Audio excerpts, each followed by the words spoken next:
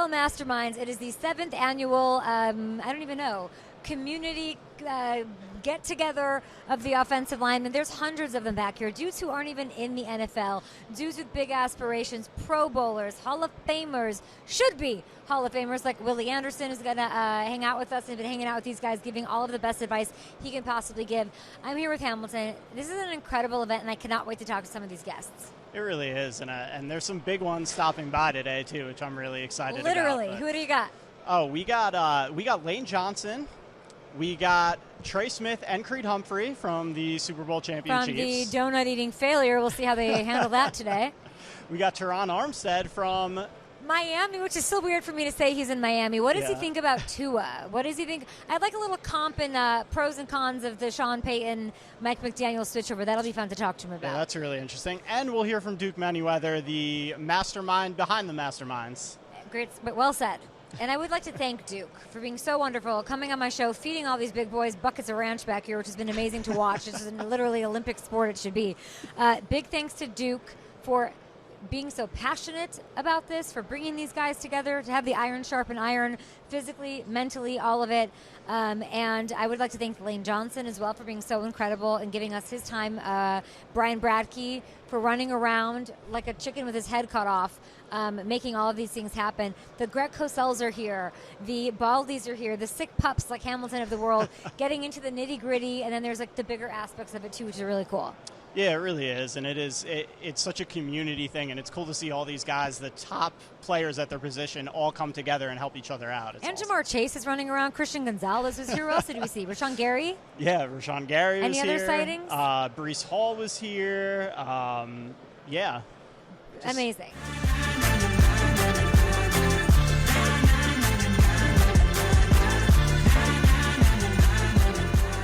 Here with Super Bowl champion Lane Johnson at the 7th annual OL Masterminds. We're in Frisco, Texas.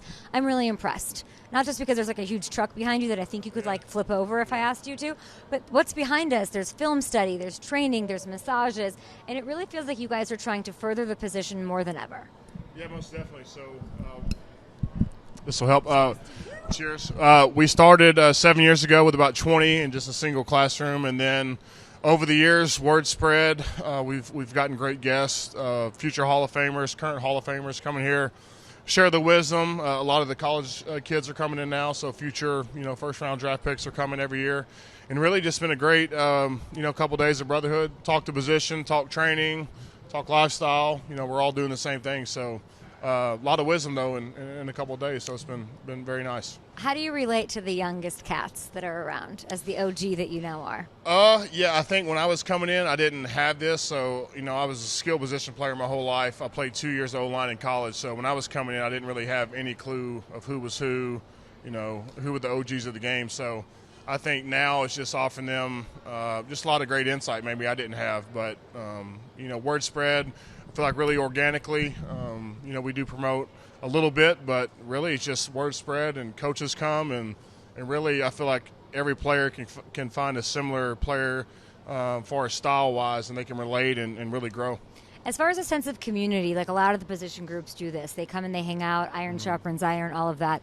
How would you sort of describe the community of offensive linemen? It's a tight brotherhood. It's a unique position. We're not scoring any touchdowns. We're not making any passes. Sometimes you do. Sometimes, yeah, very rarely, when Coach likes to call it. Yeah. But, yeah, we're just in a complete position of servitude. We're all doing the same thing. And for us, I think we can really learn a lot from each other. There's players that I idolized growing up and wanted to learn from, and now these players are getting guys in the room and can really gain a whole lot. And I think the timing's really good, especially right before training camp. Is this your 12th season? 12th season.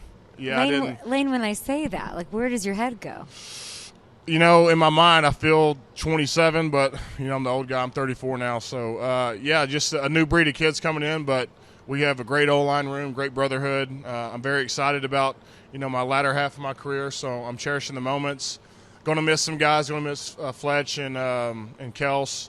Still have BG with us, but just savoring my time and ready for the season. What is the hole that those two leave? If you were to name that hole, huge. You can't really replace guys that have played at that level for that long. I think the best thing we can do, we have great talent, and I want those guys to be themselves. They don't have to be Jason Kelsey. They don't have to be Fletcher Cox. But if you can learn a thing or two by how they led, how they played, we'll be better for it. But, great nucleus. We got Saquon on the team now. I don't know if you heard. So, yeah, just really, really a wild offseason. Do you feel like your role, which I imagine has changed over years, but you are who you are, does your role on that team have to change a little now that those two are gone? What evolves for you? Yeah, I mean, I've been vocal when I needed to. I think I could become more vocal, but for me, it's all about actions. I think when guys see you working and doing your job or playing at a high level, that can speak a lot more than maybe words can. So, but for me, it's all about giving maximal effort, having fun when we're in the classroom and on the field, and expect to be a good team. So you got BG, let him be the vocal one. Yeah, I'll let BG do the talking. Can he talk more than he does? I don't know. We'll see. No, he you can't beat him, but yeah, I might break him out before the tunnel every now and then. How do you make Cam not feel the pressure of it like he could in filling shoes like that? For me, when I was coming in, I had Jason Peters. Luckily, I got to play right tackle, but I think the pressure was on. But for him, he's his own player. I think Kels did a great job. He had a lot of input of us drafting Cam, but Cam's his own guy. Cam's very strong, very talented. There's a few clips when he played center his rookie year. You saw kind of some of the stuff he can do, which is truly unique. So, he had a good year at guard last year, filled in for us, and he's going to be right at home at center. So he doesn't have to be Jason Kelsey, be Cam Jurgens, and we'll be just fine. Jason Kelsey, the media sensation. Are you surprised? Not surprised. I mean, I've seen the talent for a long time. It was just a matter of time till we got him a podcast going and let it take off like it did. But now he's got Swifties after him. He's got a whole world for him.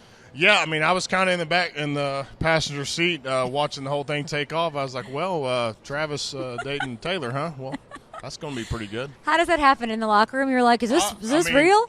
Yeah, I mean, really. It's like we're kind of the TMZ of the locker room. The rest of the O-line guys, we're trying to validate questions in there. I feel like Jason Kelsey should coach, though. Most definitely. He was in the building maybe more than a lot of the players this offseason. Hold on. Jason Kelsey retires, and you're telling me he was in the building more than you? Yeah. What? Doing what? He was in there lifting. He would be stretching. He would be talking. I think he was just kind of seeking advice from people and opinions kind of about his future. But he was in the building a lot. How hard is it going to be for him? It's going to be tough, but I think he'll be in the building at least once or twice a week. Selleck's kind of already doing that. Connor's in the building, so I expect him to be in the building. Does Kelsey still have does he have real estate in the building where he can put his stuff down? Yes, I think he has. I think he has a locker in the coach's locker room now. I don't know. Excuse me, Jason Kelsey, coach. Well, they better watch out because this guy had more packages at his locker. You couldn't even get to his locker. It was just boxes. I mean, he kind of created like a little fort during the year. You couldn't get back. You couldn't get back to the back of the locker room. So watch out, coach's locker room. You know what? This whole time I've thought about how it's going to be for you guys losing him, but I haven't really given enough thought to what it's going to be like for him to have to separate from you. It's like I said, he's I'm only trying to make you cry, Lane. It's going to be weird not seeing him there. But like I said, he's only be working a few days of the week, so I expect him to be in the building at least twice a week. Has this offseason been unique for you? You've done a lot of them over 10. You've 12th year now. You've won a Super Bowl. You know what that feels like. And last year, something happened, right? Something went wrong. Is this one of those get me back on the field as soon as I possibly can to right those wrongs sort of vibe? Yeah, it's exactly how we're feeling. Even when we were 10-1, those games were a lot closer than they needed to be. Felt like we left a lot of points on the board, but just collectively it was frustrating. I felt like the effort was there, but obviously how we were playing wasn't up to standards. But, yeah, when you have an off-season like that and the season ends the way it does, there is a lot of chatter, there is a lot of noise, but rightfully so. I mean, we feel that too. And moving in, we made a lot of adjustments in the offseason, new players, guys in the draft, and so – yeah, we're just bottled up right now. We can't wait to get on the field. Do you feel like we were missing pieces? I feel like it's very weird to me that when a team has struggles or anything why. Why is it such a question mark with what happened with the Eagles? It was a question mark because we couldn't respond to it. We had the questions, after a few losses in a row, can we get back on track? Gave empty promises. Obviously, we didn't deliver. So I think, like I said, the effort was there. It just felt frustrating when we got on the field. It totally fell apart. And so, collectively we're all in it together, but it was more frustrating than anything, just because, Kelsey's last year, Fletch's last year, I would love to end on a better note than that. I know that you're confident in this year. I've heard you speak about what this season is going to be when you guys do get back in the building together and the moments you've already had in the building together. What gives you that confidence? I think when you look at your roster in the spring, you can tell what type of talent level you have, what type of ability you might have. So the eyeball test is there, and there's certain seasons when you have a loaded roster. So this is one of those years, and obviously the great thing about the NFL, you got to go prove it every week. So we're eager to do that, but just from my experience, we have a blend of older guys, a good young nucleus, hungry, and that's what you need. So really high energy in the building. I haven't heard much about Jalen. I haven't seen him out. You're seeing Joe Burrow walking in these fashion shows. You're seeing Aaron Rodgers is in Tahoe doing all of this. What's the communication level between you and him in the offseason? We're usually sending pictures or videos of us in the weight room early in the morning. Really? So, a lot of that. I know he spent a lot of time with the receivers, new guys in, and so I think he's been doing that the past month. So. Has he been to the barn? Quietly, yeah. He has? So even when I'm not there, I mean, he's always got a key to get in. So he's just Jalen Hurts has a key to your home. Newsflash: there is no key. It's kind of open, but I don't think he has an open invitation. Only, if you're Lane Johnson, you don't need you don't need a dog. You don't need a security system. You don't need anything. You're Lane Johnson. No one's going to test you. But no, I just think with how he works, he speaks volumes, and so he's working quietly and getting ready. Is this Super Bowl team? We'll see. My goal is to get the playoffs first and take it from there. But as far as talent-wise, it's one of the more talented rosters that I've been on. Let's leave it at what fulfills you right now. You've been to the mountaintop. Yeah. You've had a hell of a career. No one's going to question that. What fulfills you the most right now? Being in the O-line room with my guys. I got guys, Landon, Jordan, Cam.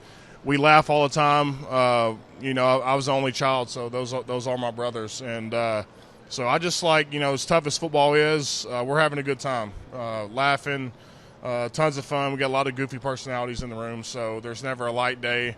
Our coach is very animated, Jeff Stoutland, with his teaching approach. So every day is comedy. And what is the most exciting part of OL Masterminds that you are the most revved up for at this time around?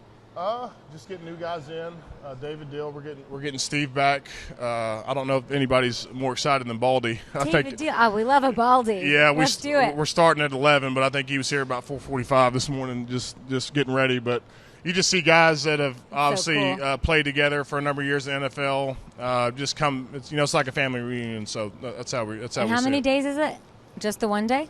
Today and tomorrow. Today and tomorrow. What do you think the food bill is for the 2 days? Ooh, we got to ask Brian Bratke. I think it's a good question. What is the food? What is the total of the food bill? Yeah, it's not going to be over these 2 days. It's not going to be little. Here's my last question. It's like jelly beans in a jar. How many O-linemen would it take to move this car?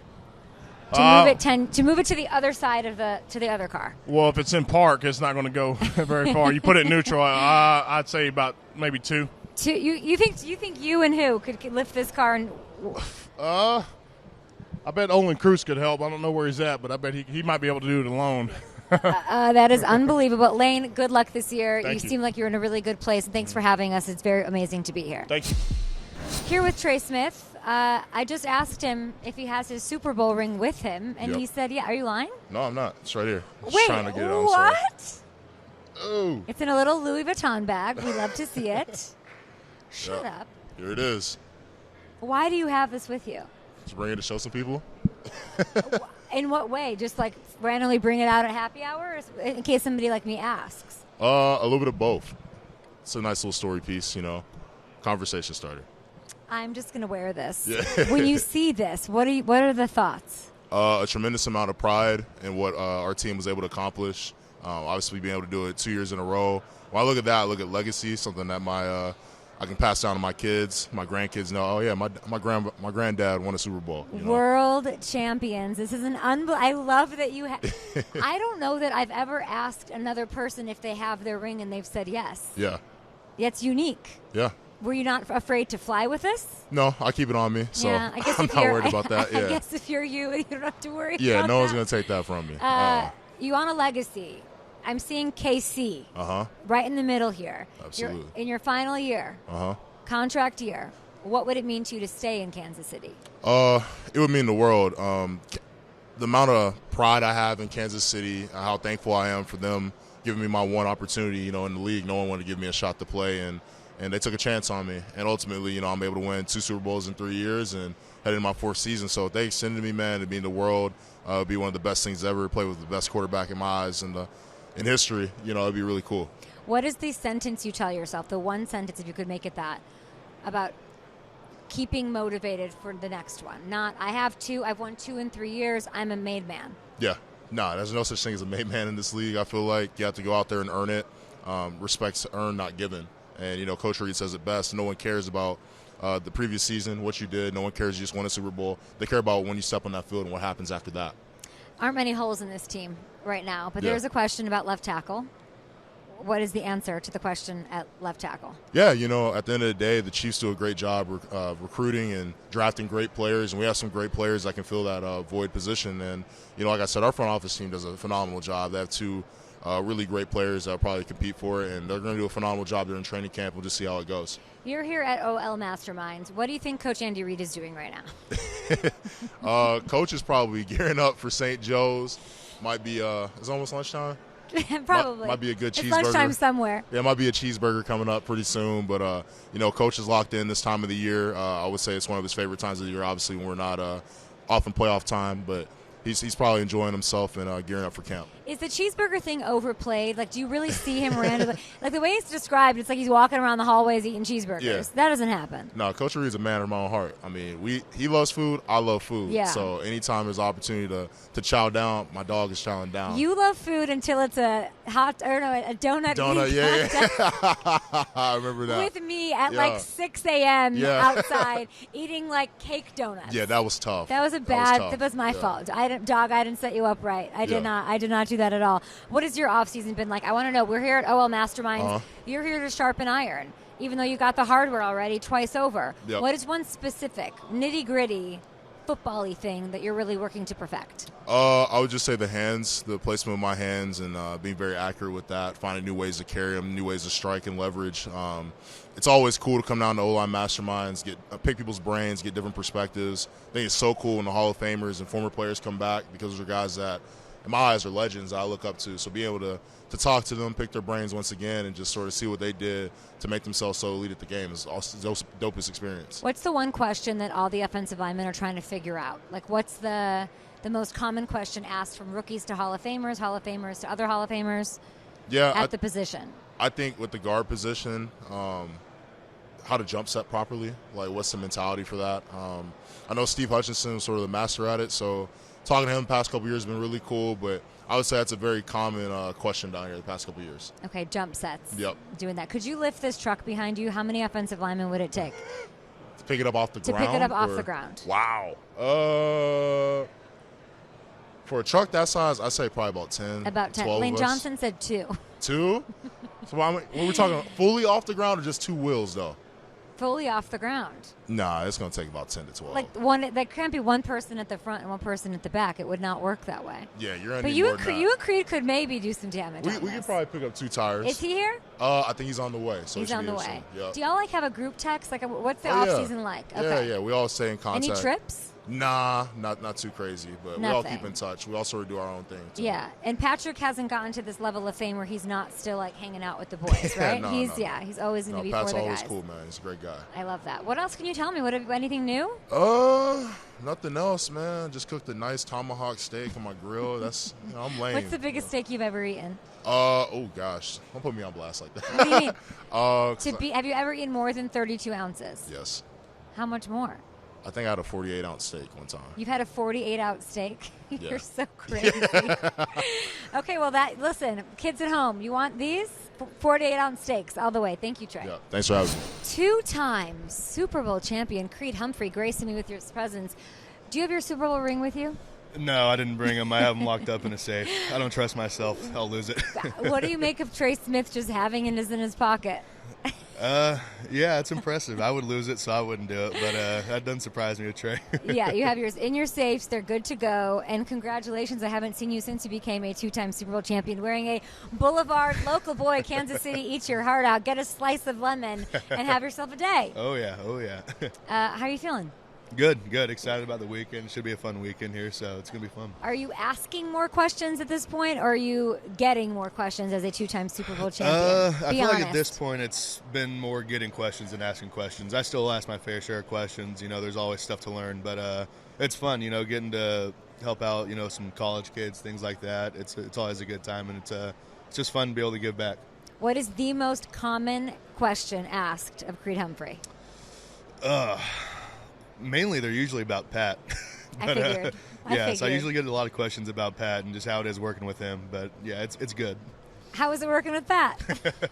It's fun. It's a lot of fun. No, he's awesome to work with. Obviously, he's a one-of-a-kind talent, and his work ethic is the same way. So it's really fun just to get to work with them, watch film with them, go through practices, things like that. Just continue growing our relationship. It's been fun. Yeah, I'd say it's pretty fun to win 2 Super Bowls in 3 years. I'd say that's kind of a good time. Definitely, for sure. Yeah. Numbers aren't everything, but I like numbers. Back-to-back Pro Bowls, back-to-back Super Bowls, we get it. But PFF also has you ranked as the #1 center in the league right now. Just 16 pressures allowed. Is that the whole year?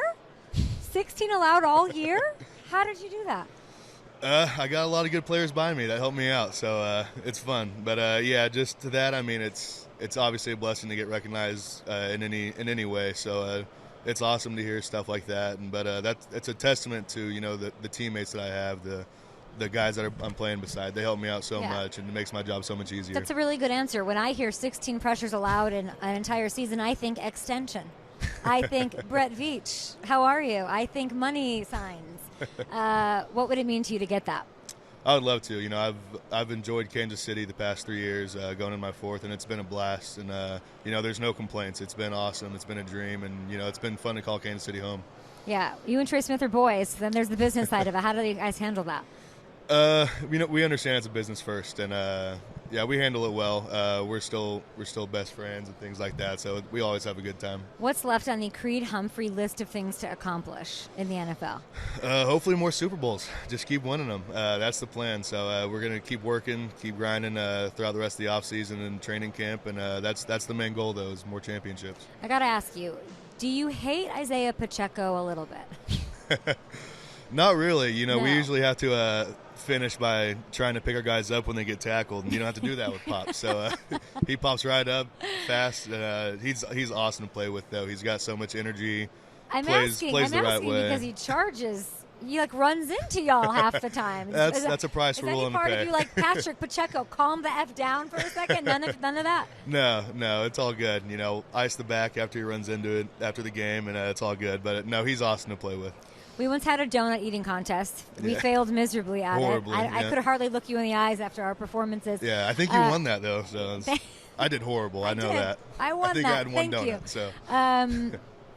What keeps you hungry? Really just, going out there and doing the best for the teammates, being able to, do my part to get them to where they want to be. And, that hunger to keep winning championships, to potentially three-peat when no one has ever done that, that's something that pushes you. And it's you can always find something to push you if you look for it. So there's plenty of things. Is the WWE in your future? You had a good name for it. That would be fun. That would be a lot of fun. I grew up watching it. I was a fan of it when I was younger. Still watch it now sometimes. So it's let's definitely fun. Take the question seriously. Would you ever consider that? I would consider it, yeah, if they reached out. I don't know if they will. My acting skills aren't very great for it, so I don't know. Think so? Probably not. Who would make the best wrestler in the locker room? In the locker room? Probably Trey. Trey's got that intimidating look. He's physical. He's athletic. He can do a lot of things. So I'd probably say Trey. What would be his move? He'd be a choke slam guy or a power bomb guy. One of those. He's not an off the rope high flyer, but he'll go out there and throw some guys around. What would your move be? Probably the same. That maybe a suplex or something like Kurt Angle did back in the day, something like that. I'd like to see that. I think you have the laugh for it. Yeah. I think you need it. You don't sell yourself short. Okay, I have a very serious question to ask. I'm left-handed. Mm-hmm. You're left-handed. Have you talked to anybody at EA about fixing the snapping situation and finally letting you snap left-handed in-game? I have not. I need to bring that up to them, though. What would you like we got to get say that to fixed. EA? We got to get that fixed. I got to snap left-handed in the game. It looks weird when I'm snapping right-handed, so. It's just not okay. It's not. It's not. We got EA. Let's make this happen for our guy. He's a 2-time Super Bowl champion, future WWE wrestler over here. I need your honest opinion. Who did a better job at carrying a star? You carrying Travis on your shoulders during the Super Bowl parade, or Trav carrying Taylor off stage during his Eras cameo? Oh, definitely Trav carrying Taylor off the stage in that cameo. That was awesome, and obviously the whole world saw it, and he did it in front of millions of people, so it was cool. Have you met her? Yeah, she's very nice, very sweet. What's the best part about St. Joe's? Just getting closer with the teammates, getting to stay in those dorms. It's always fun. How close can y'all get? Y'all won 2 Super Bowls, you know. Yeah, but you're always bringing in new players every year, so you get to really get a chance to get to know those guys and build relationships. Is there with a new them. player that you're particularly excited to see what they've got in camp? Yeah, I'm excited about the rookies, all the rookies this year. I think we had a great draft class, and ready to see Xavier's speed out there. Ready to see Kingsley work in the trenches. Wiley at tight end, he had a really good OTA, so just excited about it. It's so funny. The biggest questions were the receiver group, and now it's your receiver group is crazy. Yeah, a lot of speed in there. I will say that. Yeah, that should be lots of fun. So you love Isaiah Pacheco. You might be a WWE superstar. You suck at eating donuts, and there we have it. There you It was go. great to catch up with you. That's all that I've learned since you've won your 2nd Super Bowl. Yeah, thank you. Yeah, it's been fun. Here's to many more. Thanks, Creed. Here with Duke Manyweather, the Godfather, the Inceptor, the founder, creator, pioneer. What do you want to call yourself? I'm just a guy that loves offensive line. And really, I think the whole premise of this weekend is to continue to grow the position and really just to continue to put the light on the offensive line position and be able to collaborate. That's really what it's about. So people can call me whatever they want, the guru, the Godfather, whatever it is, but I'm just a guy that's a student of the game that continues to be a student of the game. You're talking about growing. This thing started 7 years ago with some 27 people, and now we're in the hundreds. Mm-hmm. What does that mean to you? The goal was never really to grow the attendance. Really, it was really to grow the message, and I think the result of growing the message made the attendance grow. So it's been very organic and growth-wise. We did start with 27 offensive linemen in this very building up in the classroom, and then we started to outgrow the classroom, so then we started to bring the setup to the turf. With the setup of the turf, we started to bring more players in, more college players, more NFL players, and then the NFL Hall of Famers. So just the growth of this event and the reason why we do it, it's my thank you, my love letter to the football. This game has given me so much, and so I wanted to find a way for this undersized guy that wasn't given a lot of opportunity. I had to take opportunities and seize those opportunities, but I wanted to give back to the game that's given me a lot. How much fun are y'all having, though, being together? Oh, it's unreal. Like, the amount of just camaraderie in the room, there's guys from all over the place. There will be over 300 people in this room today, and there's 300 different backgrounds oftentimes. But there's a common goal when we come here, and that's to get better, and that's to really maximize one's knowledge and potential of offensive line play, whether that be from a mental component, a physical component, or just a different outlook on how to prepare. So this weekend is really important, but it's also very fun. There's a lot of activities that we have planned that kind of breaks up the monotony of watching film. Oh, I mean, we've got cornhole. We've got, we'll have like some wing eating contest. You see the big jacked up trucks from Ford here. Yeah. We pushed and pulled those yesterday for a workout. Are you joking? No, absolutely not. I asked Lane Johnson how many offensive linemen it would take to lift one of these things in neutral. What do you think the answer is? That is a great question. If we're talking about this 2-ton here, it may take 15 or 20 offensive linemen. Lane Johnson said it would take 2. I don't think so. Him and one other guy. Not lifting it. Pushing it up a hill, maybe 2 guys, but actually lifting this thing, it's going to take a committee. It'll probably take 2 full offensive line units to probably lift that thing. What's one specific that somebody that's been through, the hundreds of guys that have been through OL Masterminds, one specific thing that you're really the most proud of with one player? Saying, hey, I really learned this tip. Look what I did week 7 Sunday Night Football. Ooh, that is a really tough question, Kay. And I think really the one thing that stands out to me is actually something that just happened recently. Graham Barton, who was All-American at Duke, who was just drafted to the Tampa Bay Buccaneers, last year came to the O-Line Mastermind Summit. And one of the things that he wanted to implement was how to change up his jump set and be really aggressive attacking the defender. And he had issues, I think, coming into the summit with figuring out what worked for him. And then there was a different perspective that he gained being here at the summit that it made it click, and it was one of his go-tos this year. And he really elated to that on TV. He said, you know what? He goes, I went to the summit, and I was having issues really pinning down my jump set, and just hearing it from a different perspective allowed me to really thrive, and that become a crucial tool. So that was a proud moment, and there's been plenty of proud moments just from, again, the mindset. If we go back to Lane Johnson, or we go back to Teron Armstead, and just some of the things that they've picked up and kind of have evolved their game with. And then even some of these young college guys that have come, early in their college career, and then they end up realizing their potential to end up being drafted and then having all-pro season as a rookie, like Rashawn Slater a couple of years ago. Came through the Summit program, went through the pre-draft program, and all-pro as a rookie. So and I'm sure Jim Harbaugh's going to be sending you like a gift basket here soon enough. Definitely. There's there's so much to be proud of, but really it's not about me. It's always about the guys in the arena and just continuing to provide these guys with the tools and the infrastructure. That way they can really realize their potential. Where's the Masterminds IPA? The Mastermind. Why do you think I flew down here? I know why you flew down here. The Masterminds IPA will be flowing with the great at the happy hour. Absolutely, with the great cause. We'll have the Masterminds IPA upstairs. And the cool thing about this beer is the cause behind it, where we donate almost all of the proceeds to Alzheimer's research. Amazing. Alzheimer's is a debilitating disease that impacts 6.5 million adults every single year. My grandma succumbed to Alzheimer's, and so I figured if we were going to drink, we need to drink for a cause. So Masterminds IPA from Hop and Sting has done really well. It's in a ton of stores around here in the DFW area. That's in the DFW airport, and we're going to soon be nationally distributed as well. And I think that you're going to like the fruit notes in the IPA. Well, I will do a taste test at the happy hour. A lot of fun here, a lot of work though. Definitely a lot of work. You guys are putting in the work.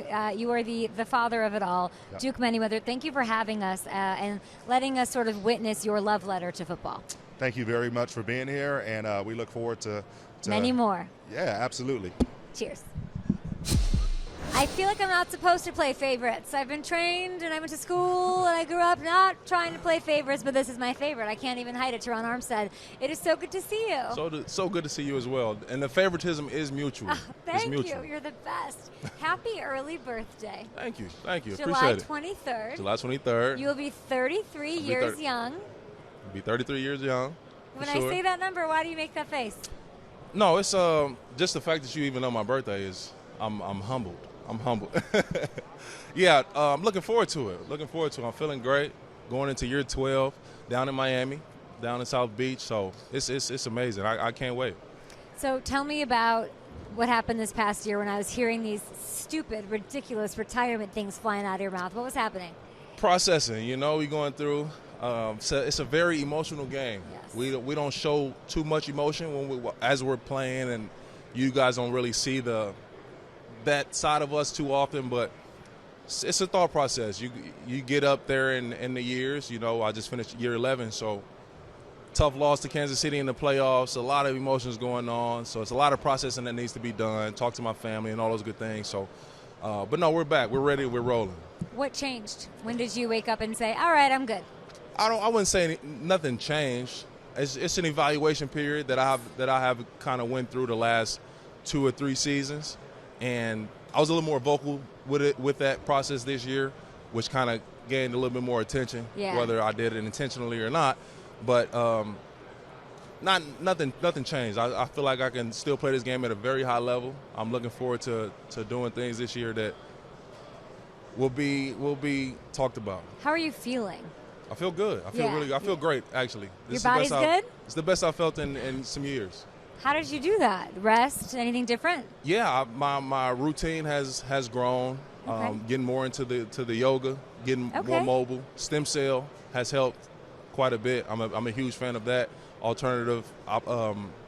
Taking that alternative opposed to anything surgical or anything like that. Stem cell has been great, and I feel amazing. How is Miami? How is the fit? You're saying you like South Beach, you like the vibes. Talk to me about the team. I love where we are. We have a great blend of youth and veterans now. We have some great players. Jalen Ramsey coming. It's going to be his second year with us. The acquisitions that we got, I love where we are. In the third year of this regime with Mike and Frank Smith on offense, bringing in Weave too from Baltimore. Watching the defense and OTAs and minicamp was spooky. The looks, the disguises, the weapons that he has, and the way that he's using those guys. I love where we are. You love where you guys are. I love your quarterback. Me too. For some reason, he's polarizing. For some reason, people want to say what they want to say about him. He's got a contract situation happening right now. Do you think he deserves to be paid on par with the best in the league? Of course. Yeah. No, it's gonna happen. Of course, we stay out of the numbers and negotiations, but it's gonna happen. We need Tua to go anywhere that we're trying to go. All our dreams, goals, and aspirations is reliant on number one, and the Dolphins know that, the organization know that, the city, the league. So the way they iron out the numbers, all that. Negotiation gets tough in contracts. Yeah. Teams start to bring up bad plays, bad games, injuries. You start to get offended. Like, oh, man, that's how you really feel? But it's leverage. And once you peel back those layers and you keep it about the business, it'll get done. Is Tua somebody that comes to OG like you and asks, what do you think about this? Or how does he approach? What are you learning about him, seeing him go through this process? Yeah. Me and Tua are really close. We live like a few houses down from each other. That's amazing. So we speak quite a bit. So, yeah, he's asked my advice on not just contract, but multiple things that have come up in these last few years. And I'm always there for him. And he's wise beyond his years, too. So I'm able to bounce things off him as well, close with his family, too. And he talked to Drew Brees, which is my old quarterback, a lot. So he's someone that has no problem getting different advice and opinions. But he's a very strong-minded young man, and he's making great decisions. What do you see in him that you saw in Drew, too? I see the competitiveness, that level of the willingness to compete at all times. This past year, I saw jumps in leadership that resembled Drew to me, which is exciting because I believe this year will be even more of a spike in that leadership and his demand from his peers.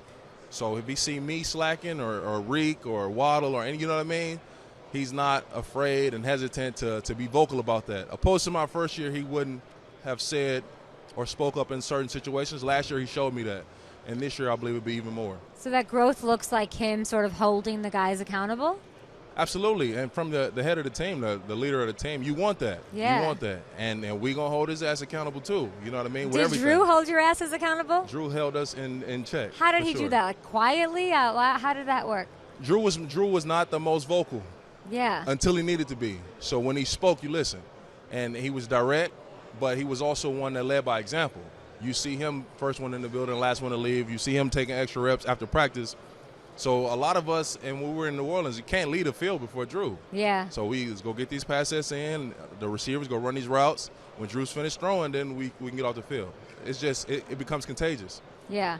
I can't remember being a non-leader. I can't remember you learning from other people. I feel like you came into the league a born natural leader. What is your role on this Dolphins squad?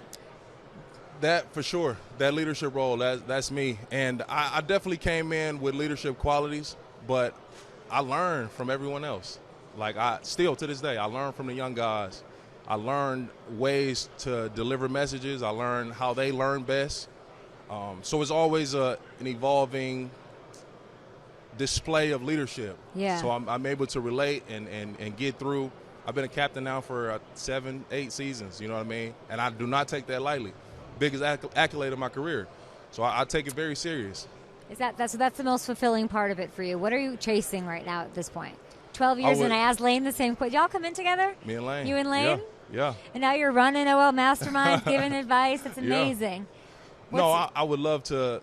What Lane has, that ring, for sure. I want to be able to experience that. I would love to. This is that squad, though. If they can stay healthy and the defense can make big plays, and they've got a lot of the guys they were missing last year, this is the Dolphins team that can make noise.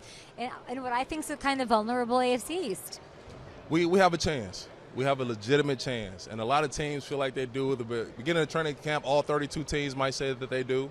In all honesty, maybe 12 have a legit chance. And I strongly feel that we're one of those 12 that have a chance. And that's all you can ask for in July. You're a leader here among all of these offensive linemen and, of course, on your team. And y'all drafted a superstar, it sounds like, in Patrick Paul. Yeah. What do you make of him? I love him. I'm super impressed by the small sample size that we've seen so far. He's done things in OTAs and minicamp that gets you excited. It's hard when you're in underwear to block people. You don't have the pads to grab onto. So when you see guys stand in front of and staying connected to D linemen and linebackers when you're in T-shirts, it translates well to when you get the shoulder pads on. So I'm very excited for that young man. And you met him here, I believe, at OL Masterminds a few years ago. I did. Way before I ever knew that he was where we were going to draft him, for sure. And now you'll be playing with him. What's the one question you get asked most from all these guys here? People like to ask me more about my aggressive sets, jump sets, hand placement, and the different things that I do with my hands. What is so hard to figure out about a jump set? It can seem risky to those that don't understand it or don't know the landmarks or the hand timing or things like that. You know, this world of O-line play is foreign to a lot of people. Yeah. And inside of that is even smaller nuances that can be even more alarming. So when you talk through jump set or you see someone do a jump set and they're successful, but you're like, what if he do this? What if he? Until you're able to ask those questions, you really don't know. So that's why I get those questions more than anything. How much of like just what you just talk about is mental, the mentality of it? Yeah, that's the game. The game is whatever percentage we want to say mental, but it is. It's a lot of mental gymnastics going on. It's a lot of chess being played, especially when you get to two great players going at it with each other. It's a lot of chess being played. Guys asking me about how much do I change sets and show different looks, but I do it, especially when you're going against certain caliber players, the Von Millers and the Myles Garretts, the guys that are reading sets and are able to beat you on such things. You don't want to keep throwing them the same pitch. It'd be a home run. When you meet Mike McDaniel, what are you thinking? What are you thinking? That's my guy. But what are you thinking when you meet him? First time. So I seen some pros game interviews when he was in San Fran. Of course. And then he get the head coaching job, and then I meet him on a visit before I actually sign, and he's that. He's funny. He's himself, which I appreciate. Okay. And that's what I love about him the most. He's genuine. That's really him. He's never wavered. The most serious times in a game, he's him. And we definitely appreciate that from Mike. How different is he from Sean? Is it night and day? Yeah, Let's be honest here. They have some They're similarities. Both great, but what? Okay, sure. What are let's start with the similarities.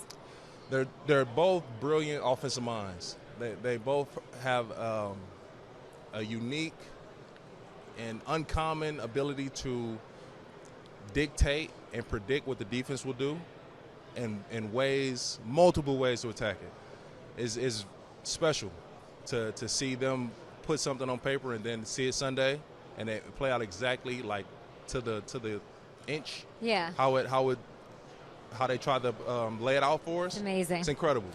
Now the differences. They're both themselves too, right? They're both themselves. That's for sure. A good similarity. But two very different men. Sean's more intense. But they are who they are. They're like, this is me. For sure. Yeah. Okay. Differences. And I love that about Sean too. He's tough. He was tough. He wasn't not a pat you on your back. He's not even a good job. You didn't get a good job from Sean Payton? Man, not really. Probably took about 8 years. When he said it, what did that mean to you? Almost cried. Do you remember the moment? Not really. Because it was short the game layup. or the play? You don't remember when it was? No, Sean started to become more of a encouraging kind of coach. Maybe like my 7th, 8th year, Wow. 9th year. You start to see that more with the Mike Thomas. Yeah, he got away you know from what I mean? Yeah, from Parcells a little bit more. Absolutely. I've seen Mike take some steps too. He's a little more stern in some areas than he was. Is when he aggressive first ever? Year. Aggressive? No, right? That's not really his nature. Yeah. And he sticks to his nature, which, like I said, we appreciate. Tell me a little bit more about this event. It's the 7th one. You've been here year in, year out. What is your favorite part? What do you get out of it? What keeps you coming back? Yeah, so OL Masterminds is really just like a brainstorm seminar of different questions, scenarios, situations that come up. Sometimes we talk individual players too and game plans, so you get a chance to get into the thought process of guys that has been successful in the league, former or current, and what made them successful, their approach, the way that they see the game, study film, questions of techniques that you wouldn't be able to truly dissect unless you were to ask that person. Right. So it's just an opportunity to demonstrate, walk through, talk through situations because it's a very tough position, and as much I as heard we somebody can said share, it's shitty. The day in the life of an offensive coach. The first message. I think Willie Anderson said that. It's shitty. Let's be honest. What do you make of that? I think it's beautiful. I think it's beautiful. If this is what we do. We try to create and create superstars. We want to create lanes and give opportunity for our teammates to shine and protect. You know what I mean? So that's, for me, it's no better feeling than the running back coming off my block and going for 60. That's my touchdown. I want that, but bring me that ball. That's my touchdown. Whether nobody else saw it or not, I know it. Running back know it. I'm good. Oh, I have chills. I love that. I love that mentality. For real. Who's somebody on the Dolphins, speaking of stars, that is a star in your eyes that you really were really impressed by? Javon Holland. He's a young.